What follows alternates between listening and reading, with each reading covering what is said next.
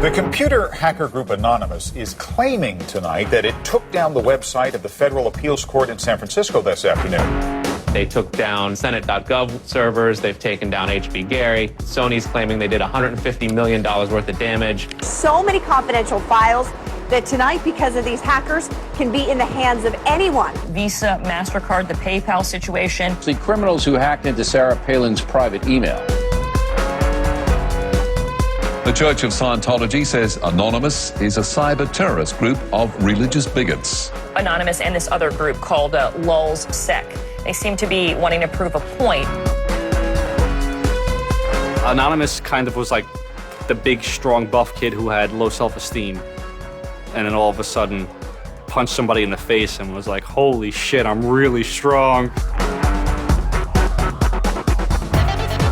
And Anonymous calls itself the final boss of the internet. And sometimes it proves to be really fucking true. You are going to violate the freedoms of the internet, you certainly better watch the fuck out. They are kind of the rude boys of activism. There's a real rough edge to them, which I think also is one reason why they garner so much love and hate from people too. They represent a certain sort of chaotic freedom. Individual, young, nameless, faceless folks are having geopolitical impact. I mean, it's both exhilarating to realize that and terrifying to realize that. It kind of depends on how that power is wielded. We are legion. We do not forget. Expect us.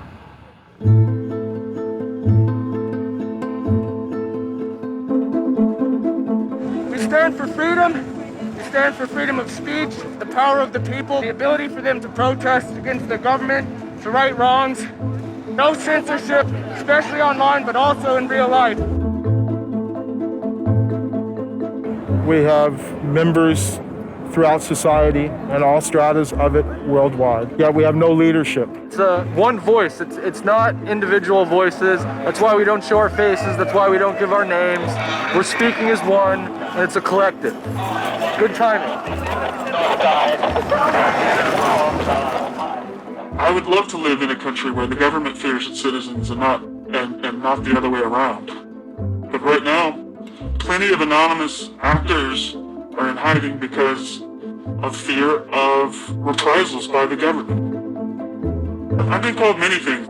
There's unpatriotic. That we're just a bunch of children sitting in our parents' basement. I got called a terrorist sympathizer.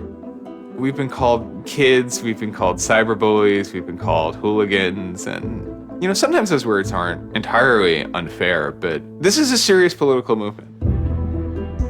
No one, in the general public really seems to get it. What they don't seem to get is that the ability for Anonymous to be everything and anything is its power. Anonymous is a series of relationships, hundreds and hundreds of people who are very active in it and who have varying skill sets and who have varying issues they want to advance and who are collaborating in different ways each day. They're a little bit like a prism or kaleidoscope. They've got many different facets and many different sides. Of course, when you spend enough time with them, you start to get a sort of feel or texture that's not just random, right? Yet it's very multifaceted, very rich, which does span from the quite lighthearted to the very, very serious. Bob Dylan had a line in a song saying, to live outside the law, you must be honest. They might do something which isn't technically correct, maybe it's not legally correct, but they're doing it for purposes that in their minds at least are ethical. People who know what they're doing, who share an ethos, who have a commitment to exposing and humiliating the man, who have a very low tolerance of lies and what they perceive as evil on the part of overweening power structures. They share information, they share tools and techniques, and they are currently having a very good time. The hacker culture, as we know it, really sprang from one place. It was MIT, and it was specifically the people in the Model Railroad Club, the Tech Model Railroad Club. Hacking originated as humorous pranks. When the guys at MIT put a Volkswagen up on top of the dome of the building, and people woke up and saw the car up there in the morning, or they measured a bridge by the body lengths of somebody. I would say his name was Brian, and discovered the bridge over the Charles River was, 822 Brians. These are funny things. That's where hacking originated, and it migrated into engineering and computer communities. It's witty, it's pranks. I'm Chris Weishopel, former member of the Loft. We don't necessarily say hacking group because it makes it sound like we're hacking, so we used to call it a hacker's think tank. Hacktivism was a term coined by a group called Cult of the Dead Cow. The Cult of the Dead Cow was really kind of sort of like a propaganda type of organization. They had a guy who's the minister of propaganda. They're kind of merry pranksters. Like everything they did was completely over the top. One of the guys there coined the term hacktivism because he saw one of the things his group was doing, which he called hacktivism, was writing software that people in other countries could use to communicate securely, even if their government was spying on them. So the principle was really, it was freedom of expression. It was everyone should have access to the internet. Everyone should be able to communicate and get their message out on the internet. Even more important in countries where there was repressive regimes, that if you said something against the regime, they would come and take you away, and you weren't saying it anymore.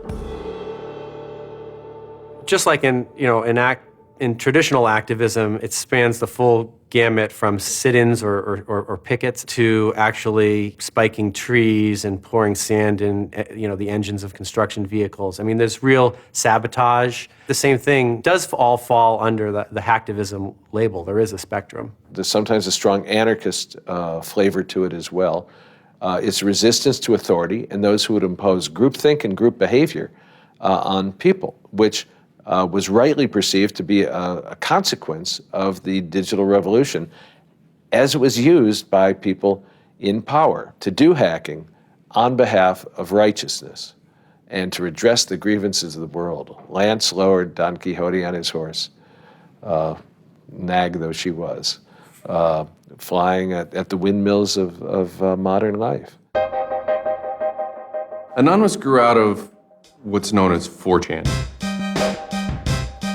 And essentially, this is just a website where people can upload images and you don't actually give your name. It's just sort of anonymous. When you look at 4chan, you're often surprised because it looks like a site from like 1995 or something. The idea is very simple. You post a comment and you post a picture.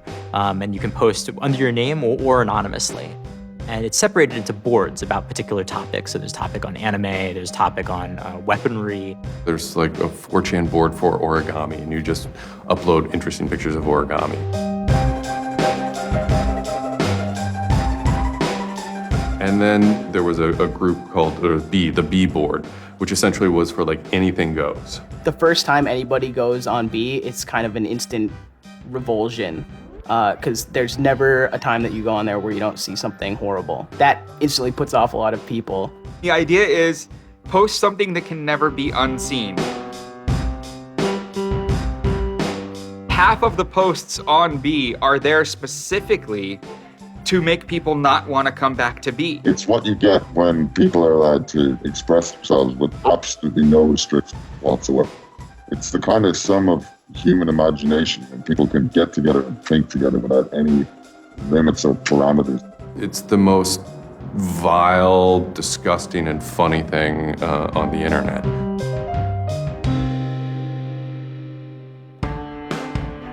One of the important things about 4chan is to have a thread that really explodes and lasts for a long time. If it doesn't, then it disappears. It's a site that's not archived. So it creates conditions for anything that grabs attention at some level. And so humor and grotesqueness as a result are quite good for that. I'd rather just be referred to as anonymous, I guess, in any interviews, because I have some docs out on me. 4chan's just where I went to. I grew up on it and I lived there. That's just what I did for fun. It takes a thick skin to enjoy it. But, as long as you're not offended, you'll occasionally come into something really cool or really creative on 4chan. I think the most interesting thing about it is how you can watch memes evolve. You'll see something posted one day, and then a week later, it's got 50,000 derivatives of it. A meme is basically just an idea. It's kind of like a gene, but in the realm of the idea. A lot of the great internet memes that we all know and love, lolcats, right? Little cats doing funny things, and then they have, Ike and has cheeseburger, right? All that stuff seems to start in this like petri dish that is 4chan B-board.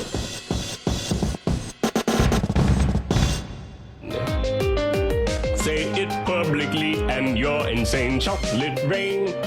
Name any meme from the last about 6 years, and I'll bet you either in its first posting ever was on 4chan, or at least one of its earliest revisions that became what it was on 4chan.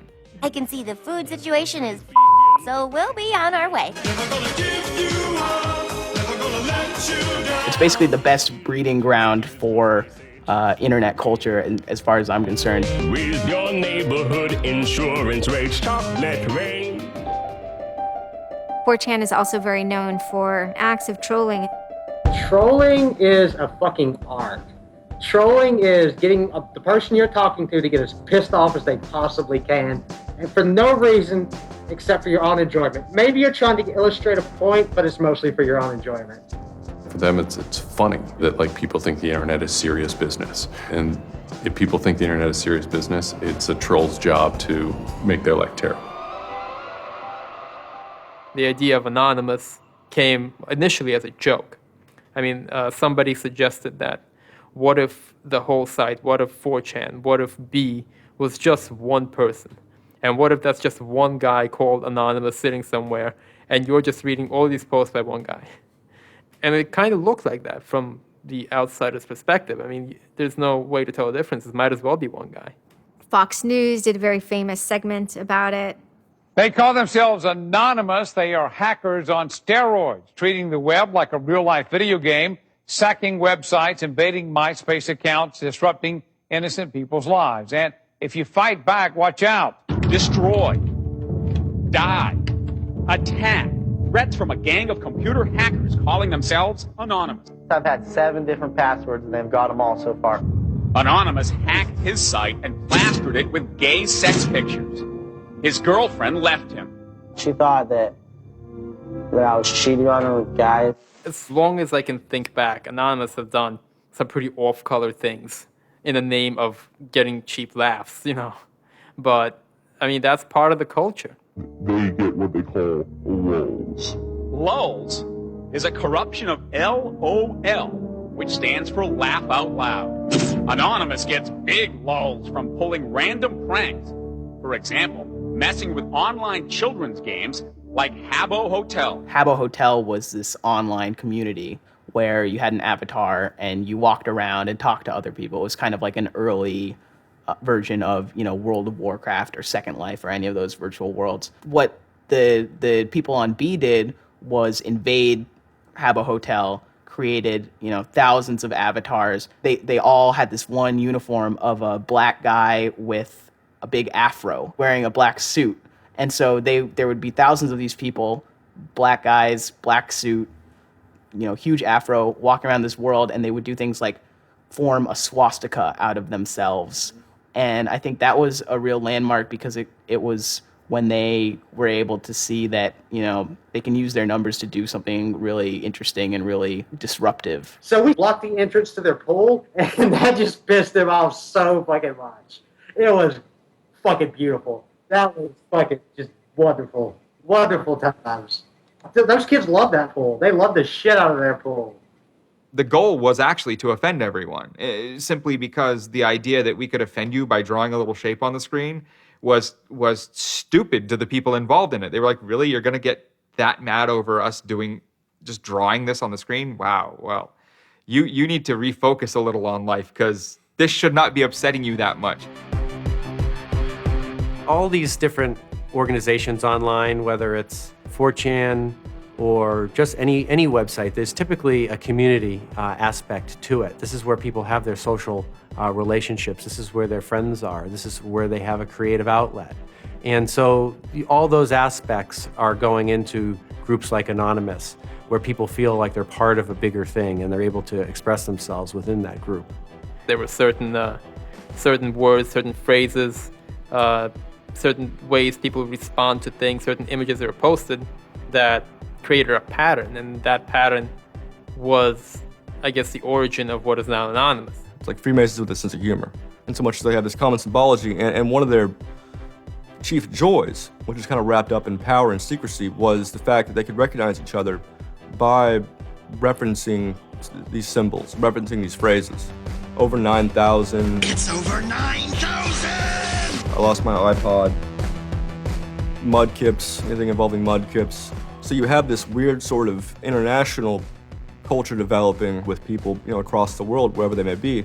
In late 06 and, into early 07, there's a bit of a sea change where instead of just posting a bunch of content or randomly saying we're going to go over to some website and post a bunch of dirty comments against someone, it becomes a little more organized. Welcome to the Hal Turner Show. They went after a guy named Hal Turner. I am being discriminated against because I'm white. Hal Turner was a neo-Nazi who was, big online and had a podcast. I think that the 14th Amendment was not ratified properly, and I think, therefore, it is still okay to have Negroes as slaves in America. The first time I heard about Hal Turner is he was knocking somebody on 4chan. There's a million neo-Nazis out there. But he started picking on our dude, so we had to go to our dude's fucking defense, and it just so happened that he was a neo-Nazi, so that's a big reason that he's a fucking dickface. Who are you? Where are you calling from? Hola, this is Pedro. Spick, don't call. Diego. He was just a horribly racist radio personality who seemed to handle it well when you called in. Like, he could handle being berated by Anonymous.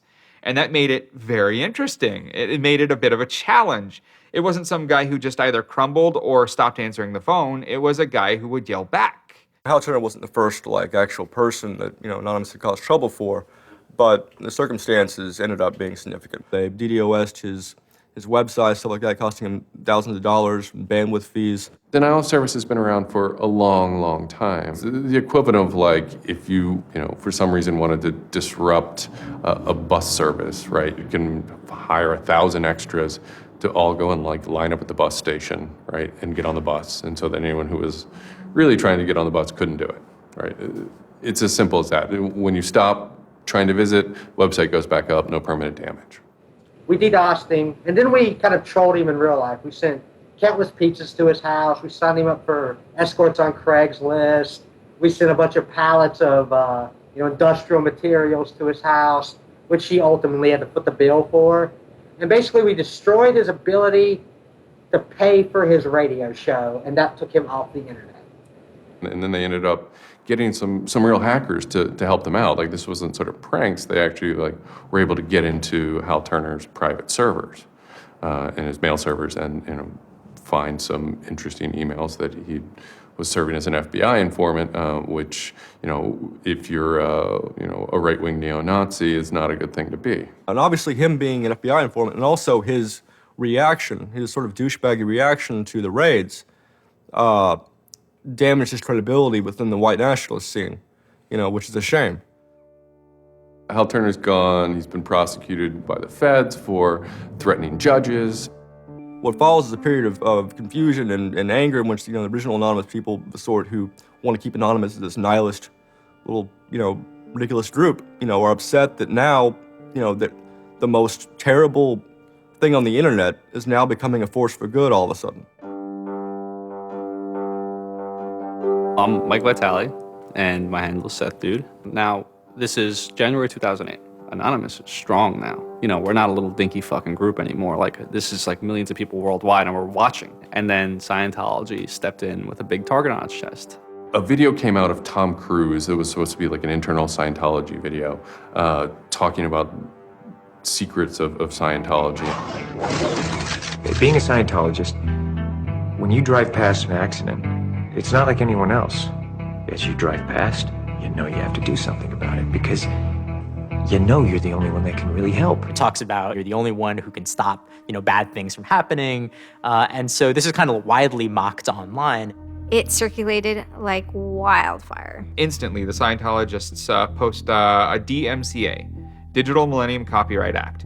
And this is a way that if you own content, you can go to video sites, upload sites, and have your content pulled when someone uploads it illegally. So Scientology's always at odds with the internet, always trying to legally bully people out of fucking them over on the internet. They always did that. And then here they are trying again, but you know what? Anonymous saw that and they said, oh, you guys just fucked around badly. Like, you're trying to censor our internet. Are you trying to take a joke away from Anonymous? Like, you don't do that. A few people on 4chan posted, hey, we should grab that video and post it on a few other sites. What followed was, it's this term called the Barbra Streisand effect. And this video, as they're attempting to suppress it, went everywhere. Like, everywhere you look on the internet, you were gonna stumble upon this video. Actually, Gawker, the site that I worked for, was, I think, the first one to put it on the website, and we got in a huge legal battle with Scientology, who wanted us to take it down.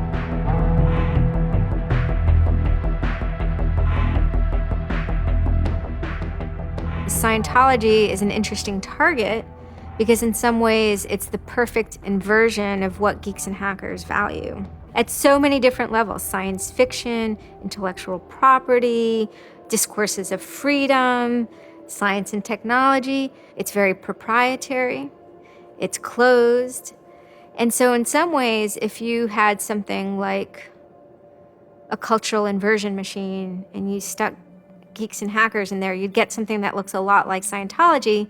So it's quite offensive, and there's a real pleasure in attacking your perfect nemesis. And people who knew what Anonymous was to begin with were like, oh my God, Anonymous is gonna go to war with Scientology. This should be really interesting. Especially because it's two weird ass groups. I mean, I've been an Anon for a long fucking time. I know Anonymous is really strange. They're weird, and the stuff we like is weird, and it's really not mainstream at all. Now you have Scientology, also really weird. A lot of crazy shit goes down. Anybody on the outside who's seeing this is going, let's watch these two retards fight. Like, both their pants are gonna fall down, they're gonna triple, and it's gonna hurt everybody, and it's gonna be hysterical. And then that's when 4chan kind of reared into action, really reared into action. And they started to troll the Church of Scientology. And this took the form of pranking the Dianetics hotline, ordering pizzas. I go to call them on the phone and it's busy. And that's their main fucking Dianetics hotline. Their Dianetics 800 number, you can't get through because Anons have completely fucking clogged it and just probably saying stupid shit. The whole idea was just you call them just to keep them on the phone. What's an Elron? How do I Dianetics my face? They were not expecting that and they couldn't handle it. I'm Brian Mettenbrink. I'd just gone to 4chan just on pure happenstance, and I saw a post about the Scientology thing, and I started looking up stuff, and I'm like, oh, this is actually for a decent cause. I think I'll, do this. Anonymous members have developed a distributed denial of service attack tool called Low Orbit Ion Cannon, which is a name taken from a computer game. Low Orbit Ion Cannon is what's called an endgame weapon in Red Alert. All you had to do was literally follow instructions, step by step. What you do is you put in the site, you see that the IP is correct, you make sure that all these settings are good, and you hit the button, and off it goes. And what it does is it tells Scientology.org, in this case, it tells them to send their website to my computer about, I think, it was 800,000 times in a weekend, and I'm pretty sure I probably took it down myself a couple of times. It felt like you were making a difference, just you yourself, and you didn't even have to leave your home, And one of the guys said, we need to make a video. We have to make a video. Hello, leaders of Scientology. We are Anonymous. When the video came out on January 21st, that was one of the first times that Anonymous, as a culture, started referring to itself as Anonymous as a movement. That video probably changed everything. We are Anonymous. We are Legion. We do not forgive. We do not forget. Expect us.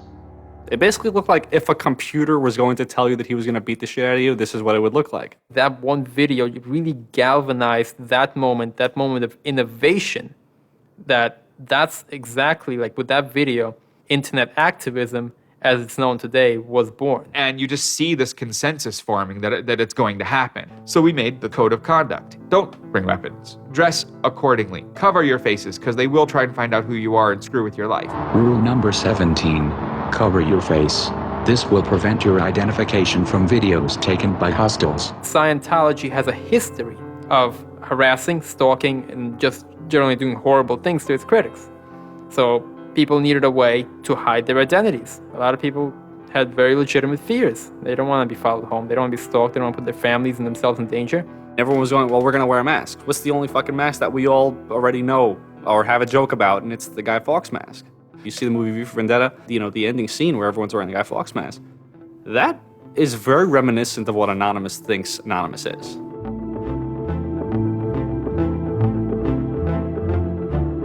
We wanted to represent anonymity in some way when it moved into real life.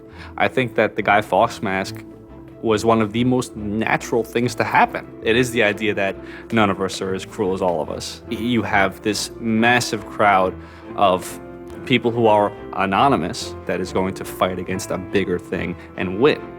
Even after watching the video, it's like, yeah, this is great, but who's actually gonna do it? Who's gonna step up? Are people actually gonna get out of their house? And I guess we were really affected by the stereotype of that whole community, they're being internet nerds, that too afraid to leave their mom's basements. No one thought that they were gonna come out.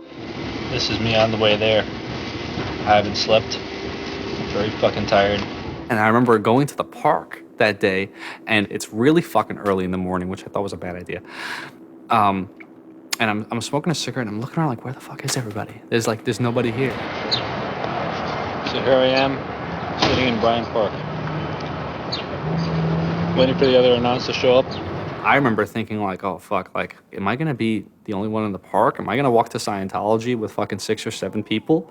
Which totally defeats the entire purpose of this, because now they could single me out, you know? Then I get up and I start walking around, and I see there's a lot of green balloons over there for some reason. On the other side of the park, there was like fucking 200 people. There was Guy Fawkes masks everywhere. And I'm like, holy shit, this is huge. There's a fucking lot of us. That's pretty good. I had no idea how many Anons there were until we started moving. And it just fucking got bigger. I remember walking through Times Square, and everybody in Times Square was an Anon. Like, and you know, this is like a fucking 1,000-person per like fucking minute foot traffic area. And everywhere I'm looking, I'm seeing fucking Anon symbols. It was fucking wild. It was really wild. This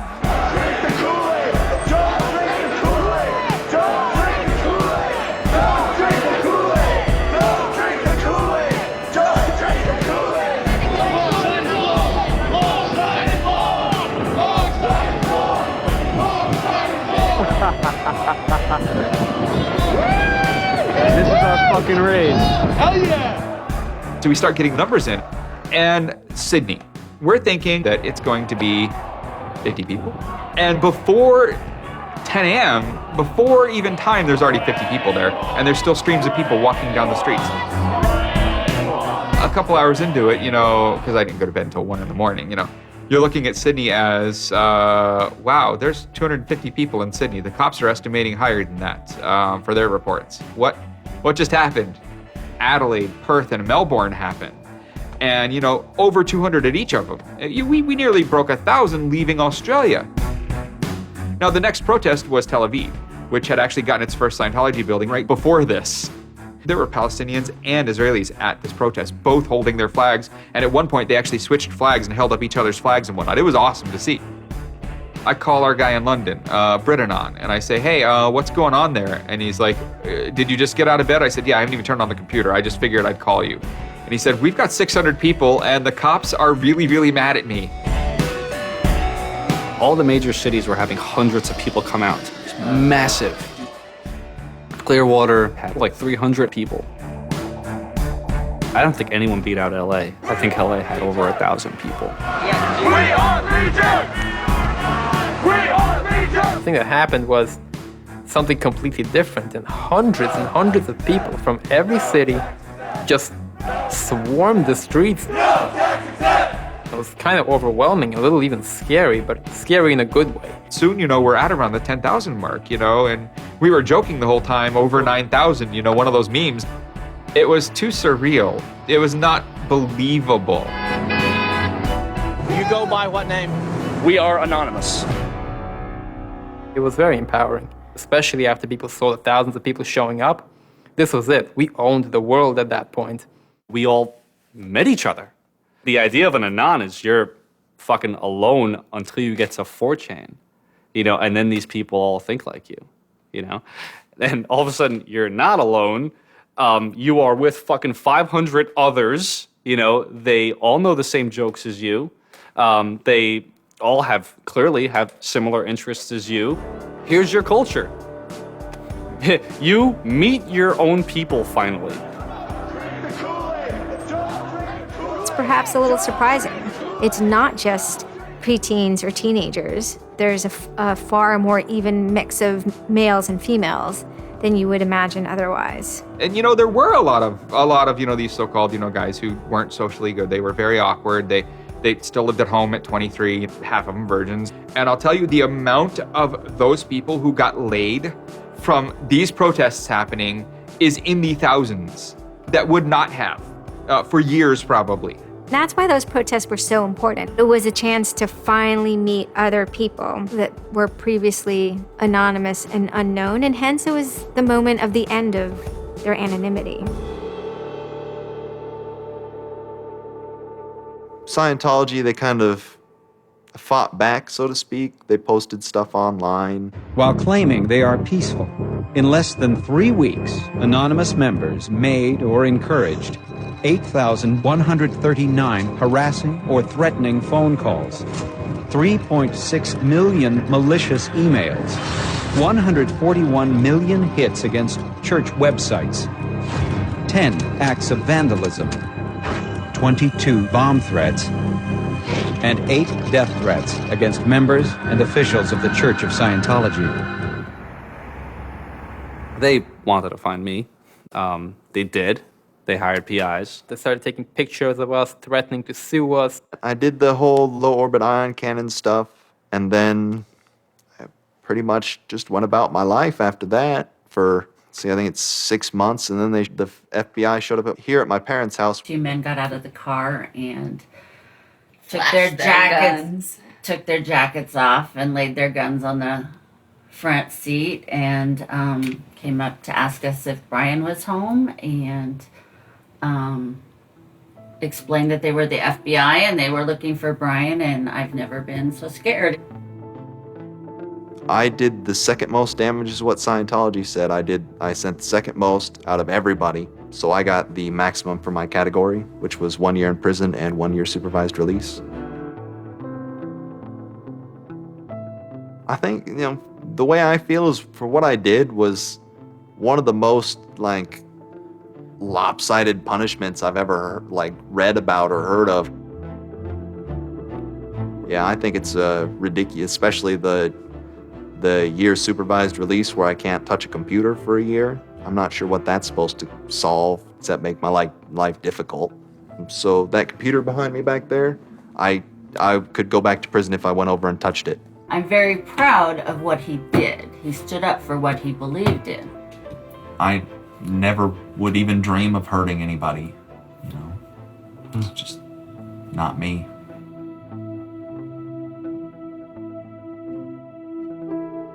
Prior to Anonymous, critics of the church still had to be very, very careful because of the aggressive lawsuits that were launched against academics, journalists, and other critics. I would say that era is over. And Anonymous, more than any other sort of intervention, is probably responsible for that change. This actually caused a decent rift in Anonymous. There was one big group, significant group of people who would say, this Chanology stuff, it's cancer, it's awful, it's bad, it's just bringing attention to us that we don't want. One Anon said it well once. There is no leader.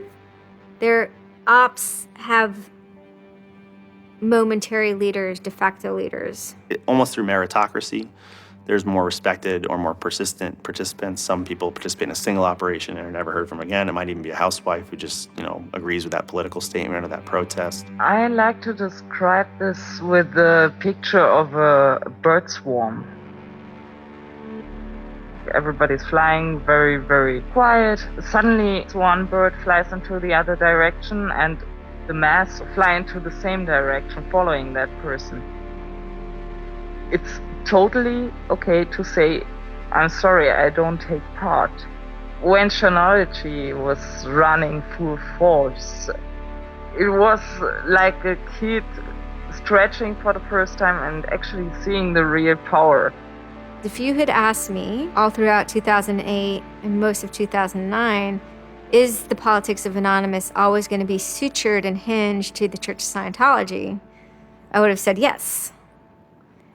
And it became unsutured, unhinged, when a different political wing was born in 2010.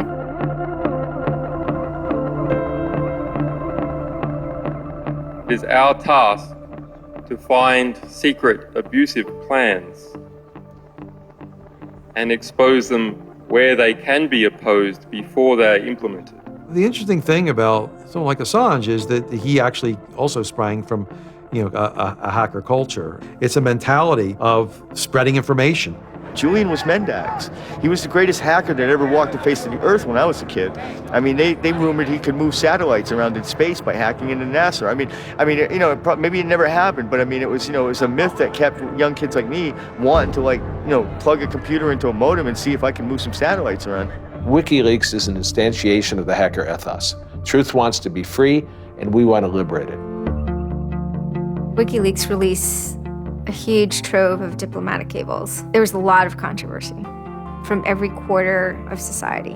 The WikiLeaks website released nearly 400,000 secret U.S. files on the Iraq War late today. It was the largest leak of classified U.S. files in history. There was one particular moment that really sparked the fire, and this was when PayPal, MasterCard, and Amazon pulled services for WikiLeaks. So all of a sudden, there's no way to actually process donations to WikiLeaks. And then people went and found neo-Nazi groups. Visa and MasterCard were perfectly fine with you being able to PayPal, being able to make donations to them. But WikiLeaks, no. I think WikiLeaks is doing a good thing. It's just a total hypocrisy. They got their little fucking banking mafia to fuck, WikiLeaks over. People were incredibly angry. There was a real sense of rage. Anonymous DOSed PayPal. They were pissed. The numbers of participants were massive. And they managed over the course of a couple of days to disable the websites of MasterCard and PayPal. It was beautiful. Because what you had is people finally stood up for something.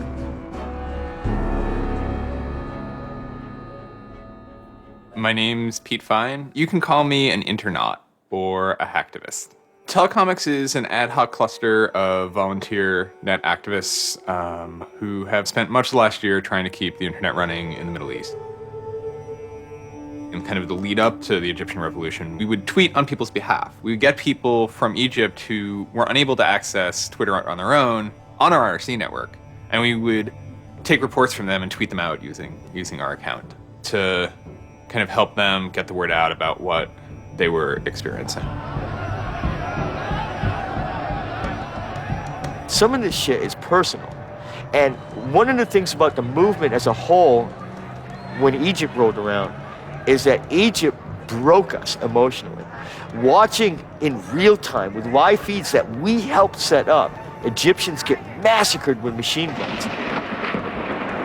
It was different, and I have never in cyber activism wept before. It's never bothered me like that. It's never been able to touch me the way Egypt touched me. And then January 27th, January 28th rolls around, and the Egyptian government starts shutting down the internet. I mean, just for the whole country. The whole country. There's this fantastic traffic graph that you can see the traffic coming out of Egypt, and it looks like, like this, and it goes like that. Just totally stops. And we were just shocked. I mean, we were just like, what the fuck? Like, what the fuck? To think that a country would completely cut itself off as much as it was able to from the outside world was pretty unthinkable. We know bad things go on in the dark places. That's the kind of thing that could start riots. I think when Mubarak did what he did, I think it really upset people here as well as in the Middle East. I put myself in their place, and I found myself in a desert of nothingness because he just wiped out everything that my world incorporated. That just showed me and everybody else that the same thing can happen at any time, at anywhere, in any government. Anonymous and the people on the internet stood up and said, go fuck yourself. You want to shut down their internet? Fine. The people on the internet will show them how to turn it back on. A lot of my friends helped with encryption, helped people on the ground in those countries validate SSL keys and certificates, and really showed them how to subvert their government and become free. And then Telecomics started to tweet connections to the internet, dial-up connections. In Egypt, the care package we put together included some kind of our comms information, the ham radio and dial modem details. In total, we helped coordinate and run about 500 dial-up modem lines. We also Googled up treatments for tear gas and other kind of basic medical treatment and found folks who could translate that into Arabic. Sort of put this together in a nice one-page PDF and fax, and off it goes. President Hosni Mubarak has decided to step down from the office of President of the Republic.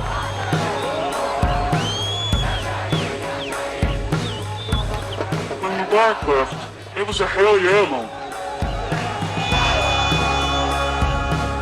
People can rise up. People can make a change. And I think for a lot of people in America, it was the first time they had seen people rise up and take down their government and say, we're sick of this shit. We're sick of the oppression. We're sick of living as slaves to your power. We had Egyptians come thank us as we're doing this stuff, and I said to them, like, look, you guys just get our back if stuff goes down here. It's a revolution that was facilitated by the internet, by Facebook, and by Twitter. Not caused by it. I mean, 50 years of dictatorship has caused the Arab Spring. But the internet has certainly been helping. Although it was awesome and it was one part we were fighting for me it was quite clear that it's not the end of the story. That it's not suddenly changing into rainbows and 9 cats or whatever, but that we now have to watch even more. Suddenly on February 5th, Financial Times article comes out that we all see. It's quoting this guy named Aaron Barr, who's the CEO of HP Gary Federal, which is an intelligence contractor. And Aaron Barr is telling his Financial Times journalist, Joseph Min, that he's been secretly monitoring the AnonOps server where all this is going on, and has done so for several weeks, and using his own custom brand of information operations techniques, has managed to identify the alleged leadership of Anonymous, including 25, quote, lieutenants, unquote, some sort. We have to see this document. Everyone wants to know. We don't need to destroy him. We don't need to destroy his company. So they get it. It was unbelievably easy to get into that network. Now, to put that in hacker terms, Anonymous is a hornet's nest. And Barr said, I'm going to stick my penis in that thing. The HB Gary hack brought about 70,000 emails. Probably the most important ones had to do with a proposal that HB Gary had already formulated. It was packaged up as a nice PowerPoint presentation. Kind of act as privatized agent provocateurs, where they were going to discredit WikiLeaks. HB Gary was proposing submitting fake documents to WikiLeaks, and then when discovered as fake, the error could be called out and it would discredit WikiLeaks. Right. So there's a lot of like specifics that I can't talk about. So let me try to answer that though in a general sense. Well, first of all, it's probably no surprise to anybody. I'm not a big fan of WikiLeaks. I think that the broad purpose of trying to get as much information, proprietary or classified information for the government, expose that, is an extremely destructive and dangerous purpose. The proposals involve conducting information war on WikiLeaks and its supporters, creating dissension within WikiLeaks, DDoS attacks. You also wanted to launch cyber attacks on WikiLeaks infrastructure to get information on document submitters. Well, one thing I guess I want to make sure is clear is, none of those activities had actually occurred. In business, there's, when you start proposing or thinking about an idea, there's a brainstorming phase. And somebody says, well, what could we do? What's theoretically possible? Well, still, this was an idea. This was proposed. This was something that you thought about. Right. They also wanted to go on a campaign kind of targeting Glenn Greenwald, who's a reporter for Salon, who's an outspoken kind of critic of the government and supporter of WikiLeaks. It seems like you're trying to attack a journalist here. Yeah, and I don't want to talk too much more about Glenn Greenwald, but other than, what I previously said is, there was never an intent to attack journalists, not on my part. Nor I guess I should say I should generalize that and to say that I would never just outwardly attack a journalist, other than if I felt that there was a journalist in my mind that was acting unethically. That's a fair game for having a public discussion about. They were walking a very fine ethical line at points, and in many cases, the mass opinion is, no, they stepped well past it. I will not support broad theft of information released to the public, because that's nothing but destructive. If somebody has information that's been stolen from them, and whether or not WikiLeaks encouraged the theft of that, or whether or not it was just put in their lap, still they're threatening to release the information that is the private property of another organization. So your choices are to just allow that to happen, or to try to stop it. How offensive is too offensive? We've certainly seen a lot of strategy coming out of governments across the world now saying, publicly admitting that they need to develop better offensive strategies in cybersecurity, because defense as a whole, it isn't enough. It never is enough. In the court of public opinion, that took H.B. Gary quickly from being a perceived victim to being a perceived villain themselves. It was becoming harder and harder to distinguish the good guys from the bad guys. And then, kind of seemingly out of the blue, there was something by the name Lulzsec that sailed into the seas. Lulzsec, it's sort of a group, mostly from Anonymous, who, large part of the same people who hacked H.B. Gary. And they decided to form this little group and just carry on operations sort of outside the purview of Anonymous for a while. They hacked whatever they wanted, they released whatever they wanted. It's almost like they had no rules. They just said, this is what we're going to do. We're going to stir up the cart. We're going to make some trouble. We're going to make some waves. And they did. The majority of time, the majority of Anons are not doing anything particularly illegal. When they are, a huge number of them try to do that in a very specific political context. For those people, what Lulzsec was doing, they were funny, but they were attacking random targets. They were breaking the quasi-rules by attacking media. PBS's Frontline runs a documentary mainly focused on Bradley Manning, the alleged leaker to WikiLeaks. And a lot of Bradley Manning supporters didn't like it. They hacked a website putting a story that Tupac and Biggie had kind of escaped the world of celebrity fame and attention and retired quietly and discreetly in New Zealand. Lulzsec, when they attacked PBS, that gave me the creeps, As a journalist, I'm not too thrilled with the idea of someone judging that we don't like you to write that. We don't like your reporting, so we're going to shut down your website. I'm uncomfortable with that. It could be me, and I could be writing something about a group that they didn't like, and I'm happy to sit and talk with them about it, but don't shut my website down. This is obviously about freedom of speech, so attacking the press would be would sort of be a bit of a contradiction. So people obviously said, well, we shouldn't do that. And obviously LoveSec had a completely different agenda, so they had no problem doing it. Hacktivism started to become sort of, I would say, almost more nasty, using, sort of more no-holds-barred kind of attacks, sort of more vicious attacks. They sort of saw themselves going out there, breaking into like anything, everything, governments, corporations, police departments, largely for the same reasons Anonymous would. They went after Arizona for immigration policy, 50-day run, causing mayhem, havoc, and then ended it. The computer hacking group, Lult Security, has announced its disbanding, saying it had achieved its mission to disrupt government and corporate organizations for fun. I call this whole thing the rise of the chaotic actor. And chaotic could be chaotic good, neutral, or evil. If you go back to the old Dungeons & Dragons charts. And some people see Anon-Ops initially, let's stick with Anonymous, as chaotic good.